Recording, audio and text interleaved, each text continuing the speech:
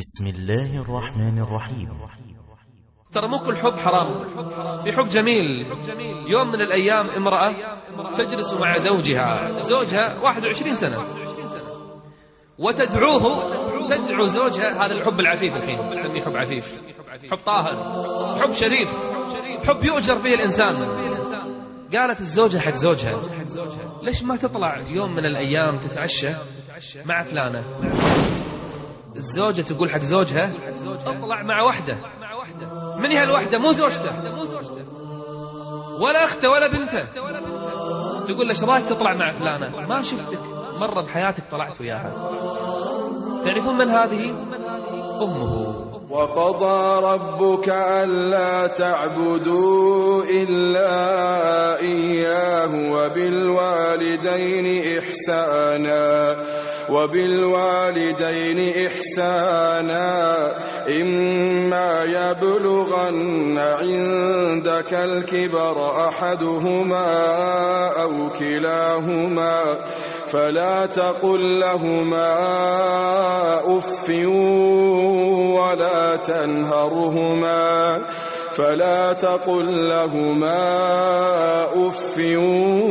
ولا تنهرهما وقل لهما قولا كريما. قالت له: ليش ما تطلع وياها؟ أنا في حياتي ما شفتك تطلع ويا أمك. رحلة طلعة، ادعوها لمطعم على الأقل تعشى وياها. قال لها: اي والله تصدقين فكرة. كأن ناسي أمه 21 سنة ما يدري عنها. شوف العقوق. يقول: فاتصلت على أمي في ذلك اليوم. قال لها: يا أماه. فسلمت عليه. قال لها: شلونك طيبة؟ الحمد لله. ما رأيك لو نطلع الليلة؟ خافت الأم. يا ولدي فيك شيء؟ لا الحمد لله ما فيني شيء. أولادك فيهم شيء؟ والله طيبين ما فيهم شيء. زوجتك؟ والله بخير يا أمه. مو مصدقة، مو ولدي هذا وحده. يا أمه الليلة أريد أن أخرج معك. يعني شنو؟ مو مصدقة. قال لها: أبي أطلع أتعشى معك الليلة، إيش رايك؟ ما رأيك؟ أنا أطلع وياك يا ولدي. طبعا أمه أرملة، أبوه قد توفي قبل 19 سنة، واليوم بعد 21 سنة من زواجه تذكر أمه. قال لها: يا أمه أنا مشتهي أتعشى معك برا، إيش رايك؟ قالت: والله أسعد لحظات حياتي، نطلع نتعشى برا، هذه أحلى لحظة. قال لها: الليلة الساعة الفلانية سوف أمرك. وإذا بالأم تتجهز من أول الليلة منتظرة ولدها بفارغ الصبر. يقول الولد: فلما مررتها في البيت، يقول أول ما وصلت البيت رأيتها عند باب المنزل واقفة. يقول: المرأة العجوز تنتظره عند الباب. يقول: فلما وقفت أسرعت وأركبت معي في السيارة. يقول: نظرت إليها تقول وهي فرحة، وهي تضحك وتسلم علي وتقبلني وتقول لي: يا بني، لا أحد من بناتي ومن أقربائي ومن جيراني إلا ويعلم أنني خارجة معك الليلة. نشرت الخبر مع كل الأهل. مو صدقة.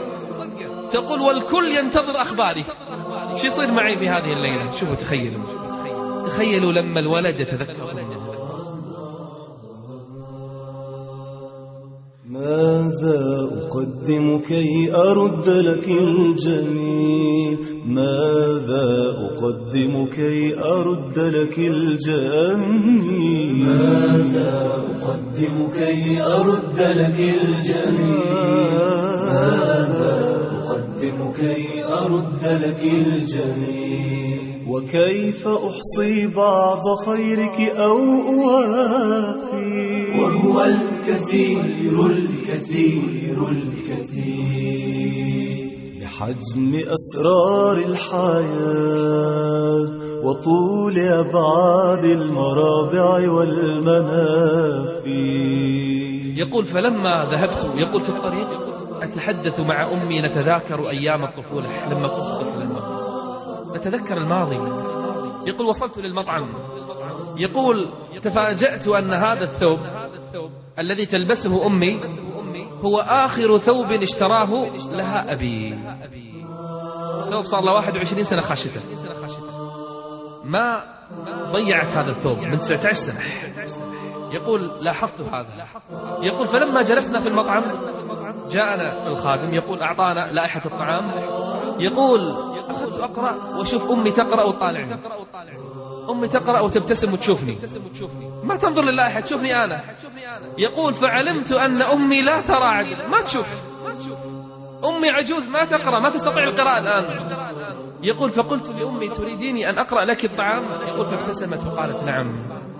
ثم قالت لي أتذكر وأنت صغير كنت أقرأ لك لائحة الطعام، الآن ترد الدين يا ابني، الآن أنت تقرأ لي لائحة الطعام. يقول فقرأت لها وكانت أسعد لحظات حياتي. وهل الذي يدك الجميلة فوقه كالنور يقدر أن يسد وأن يكافي، فلكم سهرت مع النجوم لكي أنام، وعلى لسان الطير كم غنيت لي أحلى القوافي. كانت تموج الأرض، كانت تموج الأرض حتى ترتخي مثلي على قدميك، تمسح دمعك الصافي. يقول جاءنا الطعام أكلنا. يقول أمي ما تأكل فقط تنظر إليه، وسعيدة من شدة سعادتها ما تشتهي الطعام. يقول وبعد أن انتهينا ونرجع إلى البيت، يقول كيف كنت غافلا عن أمي طوال هذه السنين، ما شعرت بهذا الحب إلا هذه اللحظات. يقول وبعد هذه السنين، يقول لما رجعتها للبيت قلت لها يا أماه ما رأيك بليلة ثانية؟ قالت مستعدة، في أي ليلة تطلبني يا بني؟ بشرط المرة الجاية علي أنا العشاء. قلت لها لا بأس. يقول مرت الأيام، شغلت في العمل، شغلت بالتجارة. يقول مرضت أمي وهي ناطرة هذه الليلة، لكنها مرضت. يقول اشتد مرضها، ظلت أشهرا بالفراش، أنا منتظر تصير زينة عشان نطلع يلبي لها الوعد. يقول اشتد مرضها في آخر الأيام. يقول توفيت أمي وما خرجنا مرة ثانية. يقول وبعد أيام، بعد أيام اتصل علي رجل قال لي هذا تليفون فلان؟ قلت نعم. قال أنت فلان الفلاني؟ قال نعم. قال لو ياكل مطعم فلان. قلت خير إن شاء الله. قال له أنت معزوم مع زوجتك على عشاء مجاني. قلت أنا وزوجتي؟ ليش؟ قال والله الحساب مدفوع، عشاء كامل أنت وزوجتك. يقول تعجبت. يقول لما ذهبت رأيت رسالة كتبت لأجل أمي، الأم قد دفعت حساب زوجها ابنها وزوجته. قالت في الرسالة كنت أعلم أنني لا أستطيع أن أحضر معك مرة ثانية، لكنني على موعد معك أن تتعشى على حسابي، فهذا العشاء، وبدل أن أكون معك أحببت أن تكون زوجتك الغالية معك بدلا مني. يقول بكيت وأنا أقرأ الرسالة، أين أنا عن هذا الحب؟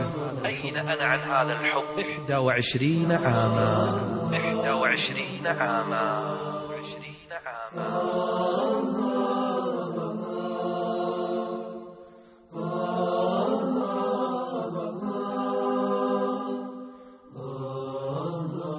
أخي المسلم، احرص على نشر هذه المادة، فالدال على الخير كفاعله.